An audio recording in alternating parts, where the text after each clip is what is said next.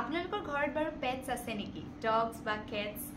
এটা কথা জানেনে যে ডগ কেটছে বহুত ধুনীয়াকৈ বাৰ্ছ ল'ব পাৰে। হয়, এক্সেছ বাৰ্ছ যিসকলে শিকিছে তেওঁলোকৰ কাৰোবাৰ ঘৰত যদি পেটছ আছে তেতিয়াহ'লে আপোনালোকে যেতিয়া এক্সেছ বাৰ্ছ ৰান কৰে নিজৰ পেটটোক ছাইডত থৈ চাবচোন, খুব ধুনীয়াকৈ তেওঁলোকে এনাৰ্জি ল'ব পাৰে। আৰু আমাৰ মানিয়েতো বাৰ্ছ লৈ বহুত বেছি ভাল পায়। মই বা মায়ে যেতিয়াই কওঁ যে বাৰ্ছ দিওঁ বল, একদম কেনেকুৱাকৈ বুজি পায়, চিধা গৈ একদম বিছনাৰ তলত একদম শুয়ে দিয়ে আৰু ডাইৰেক্ট শুই দিয়ে। আৰু বাৰ্ছ লোৱাৰ পিছত নাই কমেও 3 ঘণ্টামান তাই শুই থাকে, ইমান এনাৰ্জি পায়, ইমান ৰিলেক্স হৈ যায়। চ' ইহঁতে এনেও এনাৰ্জিছবিলাক বহুত চিনি পায় আৰু এক্সেছ খুব ধুনীয়াকৈ ল'ব পাৰে।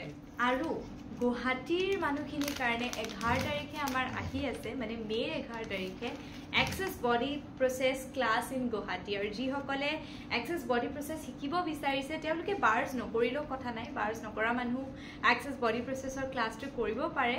চ' তেওঁলোকে সোনকালে ৰেজিষ্ট্ৰেশ্যনছ কৰক, কাৰণ আমাৰ অলৰেডি বহুত ছিট চ'ল্ড আউট হৈ গৈছে। আৰু যদি আপোনালোকেও কৰিব বিচাৰিছে সোনকালে ৰেজিষ্ট্ৰেশ্যনছ কৰক।